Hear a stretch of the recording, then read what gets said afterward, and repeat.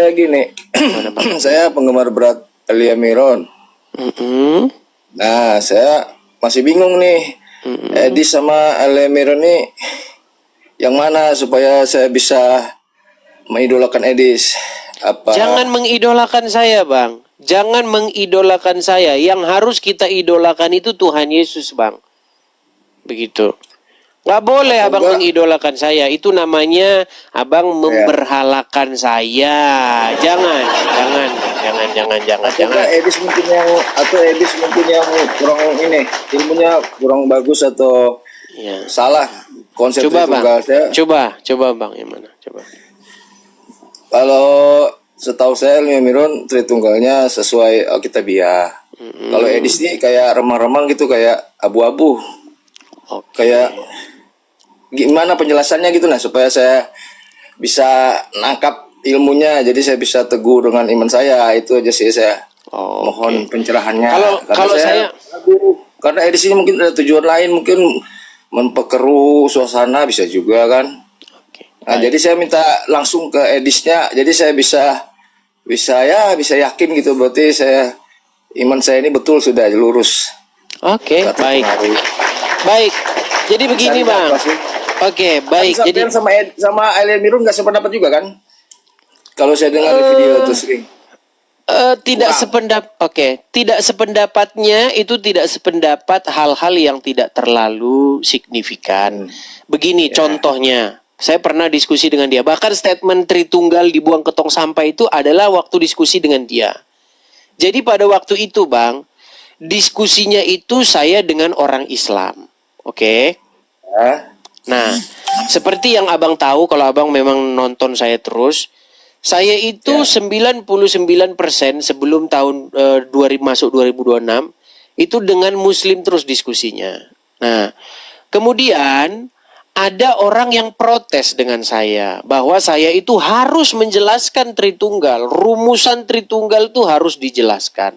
Terus saya diskusi dengan Elia Miron, akhirnya saya bilang begini, ya gimana bang? Gini kalau misalnya ada seorang, taruhlah namanya Muhammad, orang Islam, atau seorang nenek-nenek lah, dia dibaptis.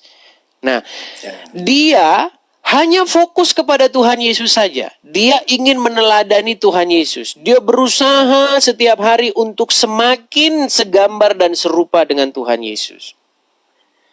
Tapi dia nggak peduli tuh dengan konsep-konsep itu, rumusan-rumusan itu. Hipostasis union lah, Duinatur lah, Tritunggal lah, segala macam. Nggak peduli tuh. Jikalau itu dibuang ke tong sampah semua, dia hanya fokus saja kepada Tuhan Yesus. Dia mau hidup seturut dan segambar dengan Tuhan Yesus. Dia melakukan apa yang Tuhan Yesus suruh. Menurut Anda, apakah dia akan diselamatkan? Dia tidak bisa menjawab itu. Nah, sekarang saya tanya sama Anda. Pertanyaan yang saya ajukan kepada Elia Miron. Dengarkan ya. Ada seorang masuk Kristen. Taruhlah dia orang tua, ke sawah dia. Nggak ada waktu dia belajar hipostasis union, duinatur, apalagi tres persona, una substansia, apa dan segala macamnya, Tritunggal, rumusannya. Yang saya maksud Tritunggal itu adalah rumusannya, Bang ya, rumusannya itu. Nah, dia nggak ada waktu tuh belajar yang kayak begitu tuh, ya. Dia hanya fokus saja dengan Tuhan Yesus. Dia ingin hidup seturut dan segambar dengan apa yang Tuhan Yesus sudah teladankan, begitu. Ya, apa yang Tuhan Yesus suruh dia jalankan. Kasih sesamamu dia jalankan. Jangan bersaksi dusta dia jalankan. Ya, dia hanya fokus kepada itu saja. Nah, jika dia hanya fokus kepada itu saja dan dia buang semua itu, konsep-konsepnya itu tadi itu, Duinatur kah, Tritunggal kah, hipostasis union kah, setara kah, apa segala macam. Menurut Anda bagaimana? Apakah dia akan tetap diselamatkan? Tetap. Ya selesai sudah. Hanya itu diskusi kita. Lalu orang-orang menggoreng pernyataan saya itu. Kan itu intinya. Berarti Elia Miron inilah Kristen rasa Yahudi gitu. Saya juga tidak mengatakan begitu. Saya tidak pernah mengatakan, coba di mana statement saya mengatakan bahwa Elia Miron sesat? Nggak pernah. Saya tidak pernah mengatakan orang-orang Kristen lain sesat, nggak pernah. Begitu. Yang saya katakan, satu-satunya yang saya katakan sesat adalah kalau ada orang Kristen bilang bahwa Tuhan memerintahkan sembah patung Maria. Kalau itu sudah saya teken langsung, saya cap langsung, itu sesat, udah pasti itu. Begitu, gitu Bang. Jadi mohon Abang pahami. Makanya Bang, dalam sebuah pernyataan, orang itu kalau berstatement itu, lihatlah konteksnya dan lihatlah maksud dia. Jangan seperti ahli Taurat dan orang-orang Farisi, Bang. Tahu Bang, di dalam Alkitab, Tuhan Yesus pernah berkata apa?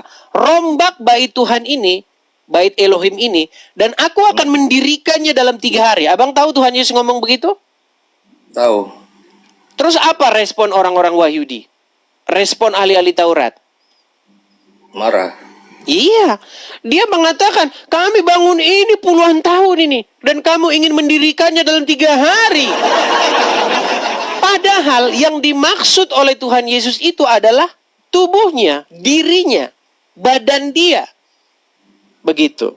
Makanya Bang, hal yang paling tepat dilakukan adalah untuk mengkonfirmasi ke saya langsung, apa maksud Anda begitu. Bukan malah orang lain yang Anda tanya. Seperti itu. Gitu, Bang. Ya. Jadi yang saya maksud di situ Bang adalah segala rumusan-rumusan. Karena di dalam Alkitab Bang, tidak pernah Tuhan Yesus itu mempersoalkan hal-hal yang seperti itu. Contoh, wahai waseng, kalau kamu ingin mengikut saya, kamu harus mengerti duinatur. Kalau kamu nggak mengerti duinatur, kamu masuk neraka kamu. Kalau kamu tidak memahami konsep Tritunggal, ya, kesetaraan ekonomis, kesetaraan ontologis, masuk neraka kamu. Nggak ada kayak begitu, Bang. Yang dikatakan Tuhan Yesus adalah, barang siapa mengasihi aku, ia melakukan perintah-perintahku. Apa perintah-perintahku? Kasihilah sesamamu manusia. Hendaklah kamu hidup di dalam kasih. Ya kan? Jangan membalas kejahatan dengan kejahatan. Itu Bang, kita fokus saja Bang. Kita jatuh bangun Bang. Kita struggling untuk melakukan itu. Kita fokus di situ. Kristen itu bicara soal itu Bang. Bicara soal bagaimana membentuk manusia-manusia mirip dengan Yesus. Bukan membentuk manusia paham duinatur lah. Saya pun tidak pernah menyalah-nyalahkan itu. Saya nggak pernah mengalahkan, kalau kamu mau paham itu langsung saya katakan sesat. Enggak. Enggak juga, saya nggak pernah saya katakan begitu. Cuman ketika ada orang maksa gitu. Kamu harus paham ini. Kalau kamu nggak paham, kamu masuk neraka. Loh, Bang, saya mau puterin satu video. Tolong dengerin saya Bang ya. Inilah kenapa saya katakan begitu Bang. Nih, saya puterin bagaimana Bang, orang yang dia ngomong gini. Iya, kita begini. Sama-sama dia Bang. Tadinya mesra-mesraan Bang. Soal Tritunggal. Siapa orangnya? Bom. Dengerin. Ya Bang ya. Dengerin saya sebentar. Beri saya waktu beberapa detik. Saya cari dulu videonya. Nah ini dia. Videonya sudah ketemu. Saya kasih suara dulu. Bentar. Nih. Lihat Bang. Ini sesama Tritunggal Bang. Sesama Tritunggal. Tapi apa akhirnya? Diludahin sama Bom. Lihat nih. Dengarkan ya, dengarkan. Saya besarin suara saya. Abang jangan bicara ya, karena headset saya deket.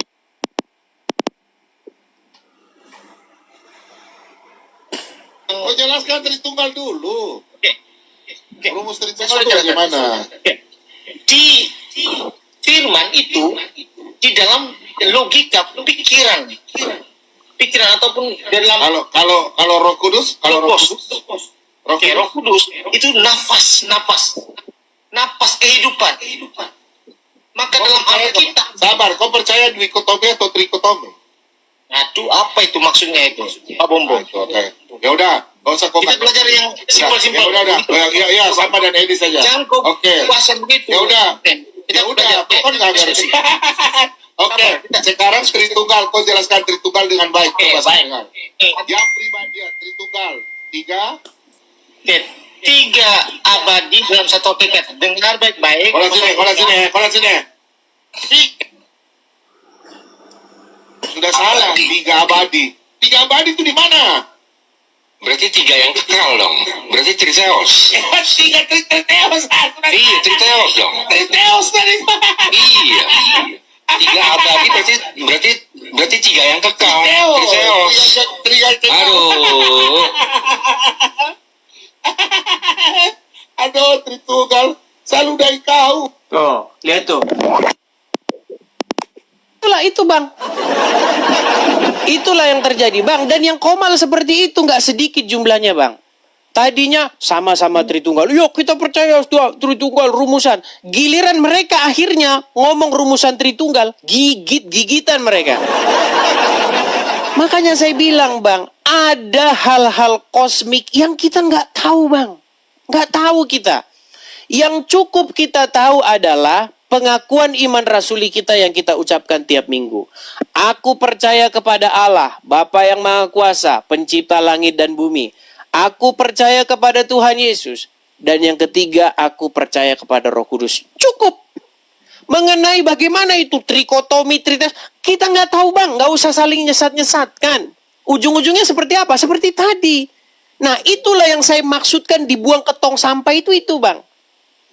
Yang saya maksud dibuang ke tong sampah itu adalah rumusan-rumusan orang ini yang sok tahu seolah-olah dia sudah pernah ke surga. Seperti bom-bom tadi. Bayangkan sama-sama Tritunggal diludahin sama bom-bom. Gitu, Bang. Itu maksud saya, Bang. Berarti selama ini saya curiga, berarti selama ini Edis nih dikeroyok berarti lah. Ya intisarinya itu sih, ya kan? Saya juga tidak merasa dikeroyok, Bang. Saya merasa bahwa ada kecemburuan sosial. Lihat saja, Bang, kalau saya live itu 7.200 orang nih, Bang, yang nonton. Sementara kalau mereka live yang nonton itu kadang-kadang 150, 70, apalagi Rudi 90.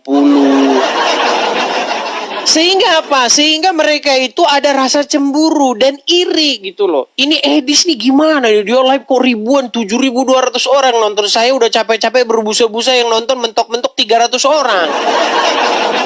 Nah, rasa cemburu itu yang buat mereka itu akhirnya seperti itu, Bang. Apalagi akhirnya ada rumah apologet. Itu bikin mereka nggak bisa tidur siang malam, Bang.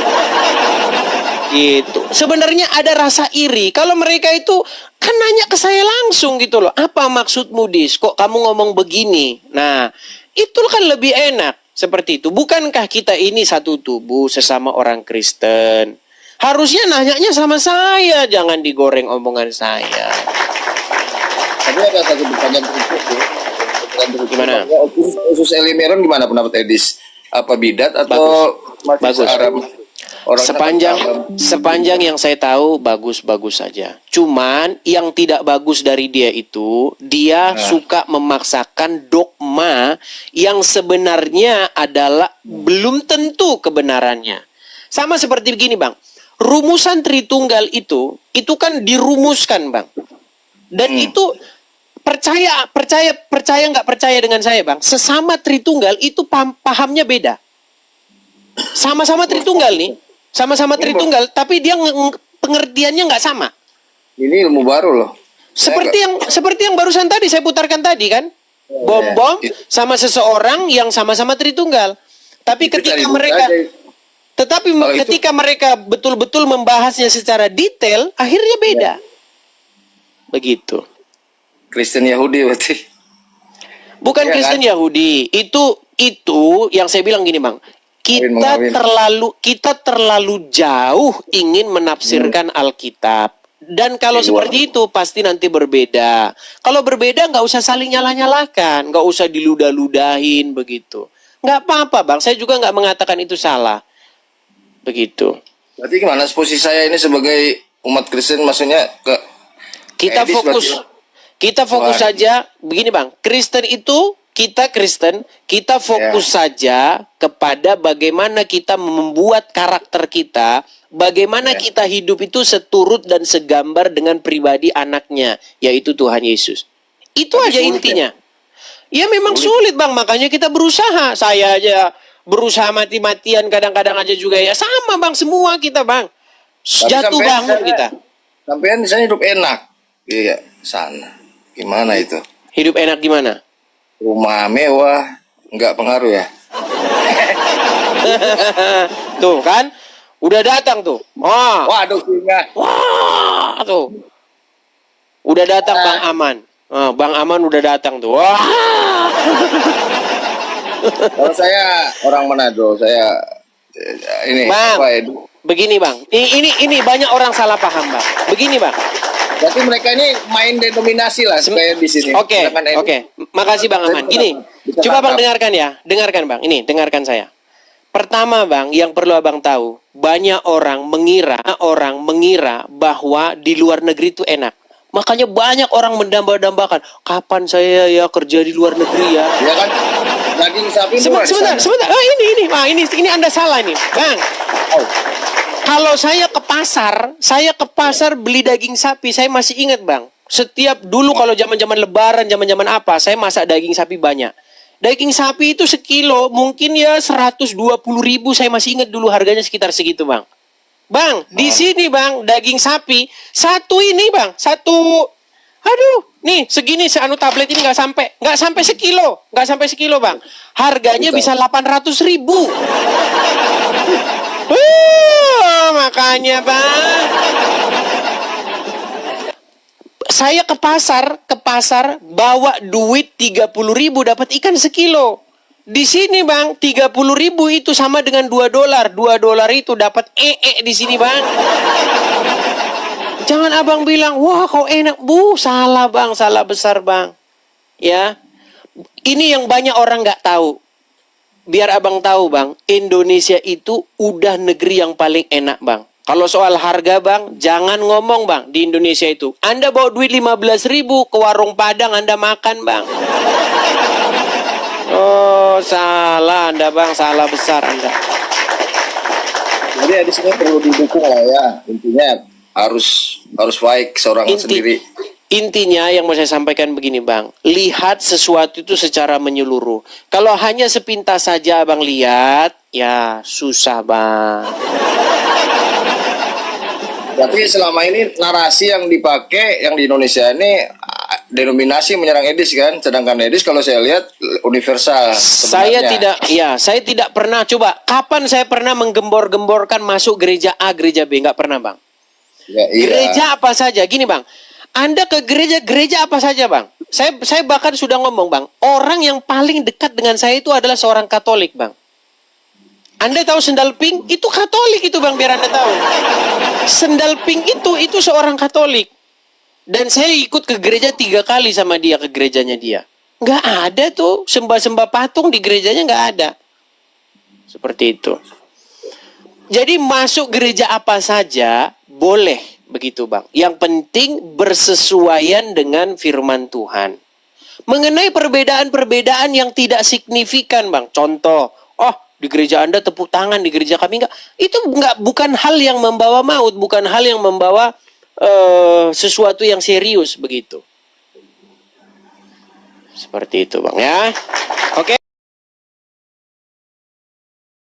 Coba di situ lihat perikop-perikopnya apa aja. Menentang kekerasan yang sewenang-wenang. Oke, terus Kawin dengan istri saudara yang telah mati. Coba baca itu Bang. Kawin dengan istri saudara yang sudah mati. Coba Bang baca. Sabar. Ayat 5 ya. Apabila orang-orang yang bersaudara tinggal bersama-sama dan seorang daripada mereka mati dengan tidak meninggalkan anak laki-laki. Stop dulu Bang. Coba kita benar-benar ngerti Bang apa yang dimaksud dengan ayat itu. Apabila ada seorang saudara terus tinggal bersama-sama terus dan seorang dari mereka mati dengan tidak meninggalkan anak laki-laki. Stop. Seorang dari mereka mati dengan tidak meninggalkan anak laki-laki. Saya buat saja bagannya ya Bang ya. Biar kita enak. Sebentar. Baik. Ini kita bicara tentang hukum Tuhan ditetapkan dalam perjanjian lama ya Bang ya. Sebentar. Saya buka dulu gambar saya Bang. Biar kita... Oke.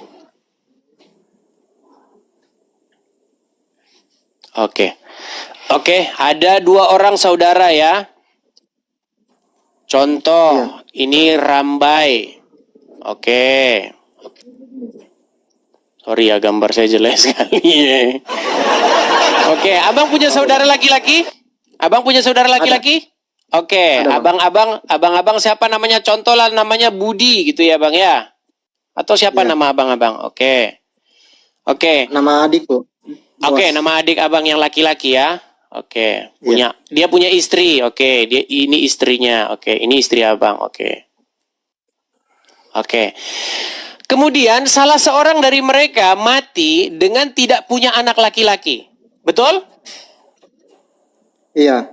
Coba lanjut bacakan. Maka janganlah istri orang yang mati itu kawin dengan orang di luar lingkungan keluarganya. Terus, melainkan? Saudara suaminya haruslah menghampiri dia. Saudara dan suaminya. dia menjadi istrinya. Oke, saudara suaminya, berarti saudara Anda ini, betul? Ya. Harus mengambil, contoh. Ini Anda nih, Rambai. Anda meninggal ini. Anda meninggal. Oke? Ya. Nah, tapi ketika Anda meninggal, Anda tidak punya anak laki-laki.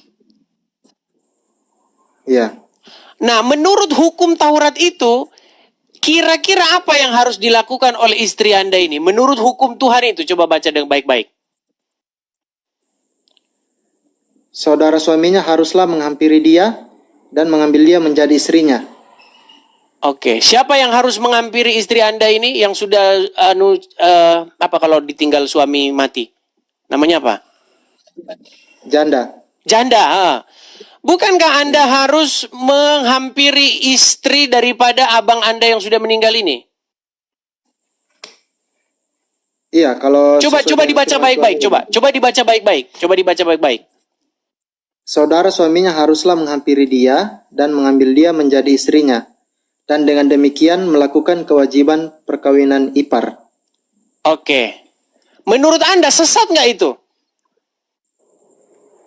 Enggak, hukum Bang. seperti itu sesat nggak itu? Kalau dari tentang kawin ini kan ceritanya nggak sesat, Bang, karena ini kan perintah dari hukum Taurat yang kan hukum Taurat ada 100 lebih kan, cuma iya, kita fokus ke sini dulu. Jangan kemana-mana dulu. Poinnya adalah sesat gitu loh. Poinnya itu adalah sesat. Nah, apakah ketika adik Anda mengambil istri Anda ketika Anda sudah meninggal ini untuk melanjutkan supaya dia punya anak laki-laki itu adalah sesat? tidak. Nah, karena Bang, itu sebenarnya video lama, Bang. Lama itu video itu, Bang. Iya. Udah kalau nggak salah 2020. Iya, kalau dari ininya saya lihat lama sekali itu. Udah lama itu, Bang. Video 2020. Saya balikin lagi ya, Bang ya. Gini, Bang. Kalau kita baca Alkitab, Bang, di dalam Alkitab itu ada kondisi-kondisi tertentu di mana Tuhan itu bahkan malah menyuruh melakukan itu. Tetapi Bang, dalam di video itu memang saya ada sedikit sarkas di situ. Ada kata-kata sarkas. Saya sering sekali Bang, kalau teman-teman yang sudah nonton saya lama, saya itu sering sekali melakukan sarkas. Contoh, kemarin sarkas terbaru. Bom-bom, saya debat dengan bom-bom gini. Saya bilang begini, Bom, di mana di dalam Alkitab, Bom, bahwa Tuhan memerintahkan untuk membuat patung Maria dan menyembahnya? Buka 2 raja-raja. Saya sarkas saja, saya bilang, Tuhan berfirman, wahai bom-bom, buatlah patung Maria dan sembah. Jadi Bang, ada di situ suatu sarkas Bang. Jadi sebenarnya video itu tentang seseorang yang mengatakan bahwa sesatlah Tuhan, sesatlah pengajaran poligami. Saya bilang, Jangan gampang-gampang bikin sesat, kawan. Nggak boleh. Dikit-dikit sesat, nggak boleh. Nah, lalu dengan sarkasnya saya bilang selanjutnya. Begitu, Bang. Jadi memang ada, Bang, poligami dalam Alkitab tuh ada. Seperti itu. Sebenarnya yang sesat tuh yang begini, Bang. Yang sesat tuh begini. Kalau ada Tuhan bilang begini, wahai Udin, kawin, siapa aja kau kawin aja. Kawinin aja siapa aja. Suka-sukamu kau boleh mengawini siapapun yang kau senang. Ya, itu baru sesat, Bang. Itu yang saya maksudkan. Jadi begini, yang saya maksud, jam terbang saya, pengalaman debat saya dengan tetangga sebelah, itu membawa saya kepada suatu kehati-hatian dalam berdiskusi. Jangan sampai kalau kita ngeluarkan sesuatu, itu jadi bumerang. Itu yang saya didik dengan lawan-lawan bicara saya orang-orang Kristen. Jadi yang saya maksud dalam video itu, maksud saya itu begini intinya. Saudara-saudaraku di dalam Tuhan Yesus, jangan gampang nyesat-nyesatin. Nanti kalau itu dibalikkan ke kamu mau jawab apa? Gitu loh. Makanya lihat, Bang, lihat. Kan itu saya bilang begini, inilah orang kalian ini. Dik gampang sesat. Kalau seperti itu berarti sesat lah, Bang, yang Ulangan pasal 25 itu. Coba Bang baca lagi sekali lagi. Coba. Abang baca satu kali lagi. Langsung intinya aja, Bang.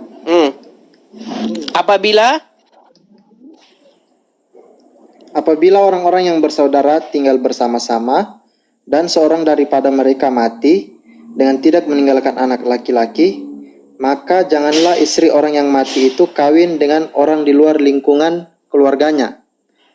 Saudara suaminya haruslah menghampiri dia dan mengambil dia menjadi istrinya, dan dengan demikian melakukan kewajiban perkawinan ipar. Sudah tuh jelas. Berarti sesat ajaran itu. Nah, kalau kita bilang itu sesat, bisa digunakan ayat itu untuk mengatakan bahwa Tuhan di dalam Alkitab itu sesat gitu. Karena dia menyuruh melakukan perkawinan ipar. Seperti itu. Misal abang punya adik tadi abang bilang ya, adik. Iya, adik. Adik laki-laki. Kalian sudah sama-sama punya istri. Oke? Tetapi salah satu dari kalian tuh nggak punya anak laki-laki. Ditinggal mati, Anda meninggal, istri Anda dalam keadaan janda. Maka menurut hukum itu, adik Anda itu harus mengambil istri Anda itu menjadi istrinya. Seperti itu, Tapi Bang. menurut saya, Bang, kalau sekarang udah nggak etis sih menurut saya. Nah, begini, Bang. Begini, sebenarnya, Bang, yang menjadi poin bahasan itu adalah kata-kata sesatnya pengajaran yang mengizinkan poligami. Iya, itu. Karena kalau didengarkan sekilas pasti orang berpikir kan kalau Bang Edis itu sudah setuju dengan poligami, sementara kan kita tahu kalau Kristen itu menentang poligami, Bang. Cuma dari penjelasan Bang Edis tadi saya sudah paham. Iya, konteksnya itu bukan soal saya menentang atau tidak menentang poligami, Bang. Konteks diskusi itu adalah adanya pernyataan seorang apologet, saya nggak tahu siapa lawan bicara saya sudah lupa itu karena udah lama sekali video itu, yang mengatakan bahwa kalau ada Tuhan yang mengajarkan boleh poligami, kalau ada Tuhan yang mengizinkan poligami, maka sesat. Seingat saya, itu yang saya respon. Jangan ngomong sesat-sesat. Nanti di dalam Alkitab ditunjukin Tuhan membolehkan poligami, Anda mau jawab apa? Coba sekarang pergi ke 2 Samuel 13, coba Bang. 2 Samuel 12. 2 Samuel 12, coba. 2 Samuel 12 ya. Ya, silakan.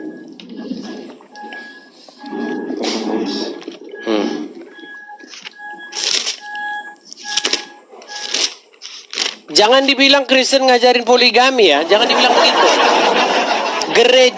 Gereja sudah menetapkan bahwa Yang ideal adalah seorang laki-laki itu mengambil satu orang istri. Itu yang idealnya seperti itu. Dikembalikan Iya, Bang. dikembalikan kepada bagaimana kodratnya manusia itu diciptakan. Udah Bang. 2 Samuel Coba 12. dibaca Bang. 2 Samuel 12 coba dibacakan. Perikopnya tentang apa itu Bang? Nathan memperingatkan Daud sehingga Daud menyesal. Silakan coba dibaca Bang. Langsung Tuhan ke mengutus ayat Nathan. 12-nya aja Bang. Ke ayat 12-nya. Berarti 2 Samuel 12 ayat 12 ya Bang. Oke, 12-nya coba baca. Sebab engkau telah melakukannya secara tersembunyi. Tetapi Oke, aku, 10-nya Bang, 10. Ayat 10. oleh sebab itu pedang tidak akan menyingkir dari Oh, keturunanmu terus lagi coba sampai selamanya. ayat ke-7, coba ayat ke-7. Kemudian berkatalah Nathan kepada Daud, engkaulah orang itu. Beginilah firman Tuhan Allah Israel. Akulah yang mengurapi engkau menjadi raja atas Israel dan akulah yang melepaskan engkau dari tangan Saul. Terus baca lagi. Telah kuberikan isi rumah tuanmu kepadamu dan istri-istri tuanmu ke dalam pangkuanmu. Stop. Coba. Telah apa Bang? Coba baca lagi. Telah kuberikan isi rumah tuanmu kepadamu dan Dan istri-istri tuanmu ke dalam pangkuanmu. stop. Coba Bang. Siapa yang memberikan Daud istri-istri kepada Daud itu Bang? Kalau di sini kunya huruf besar K-nya, berarti Tuhan, Bang. Coba gimana kira-kira Abang mau menjelasin itu? Iya, kalau menurut saya Bang ini bukan berarti perintah untuk universal secara Betul. menyeluruh, Bang. Betul yang Abang bilang betul. Seperti itu. Tetapi Bang, yang perlu kita ingat di sini Bang, bahwasanya jangan gampang-gampang untuk mengatakan sesat. Kalau nanti itu dipakai, senjata itu menjadi senjata makan tuan. Begitu Bang. Oke, Bang. Berarti saya paham maksud konteksnya Abang waktu debat itu, Bang. Cuma ya begitulah, kalau orang nontonnya sekilas, ya pasti orang berpikir kalau Abang itu setuju dengan poligami di Kristen secara menyeluruh. Itu bukan statement tentang setuju atau tidak setuju Bang. Itu statement soal sesatnya. Gampangnya menyesat-nyesatkan begitu. Kalau gampang menyesat-nyesatkan, nanti Anda bisa dihantam dengan ayat Alkitab sendiri. Seperti itu Bang. Yang jelas-jelas sesat itu Bang, contoh yang jelas-jelas sesat itu begini. Tuhan malah ngomong begini, kau boleh kawinin siapa aja yang kau suka. Betul, itu nggak apa-apa, kawinin siapa saja. Kau lihat ini. Nah, kalau seperti itu sudah pasti Bang, begitu. Ya oke lah, paham saya Bang. Oke?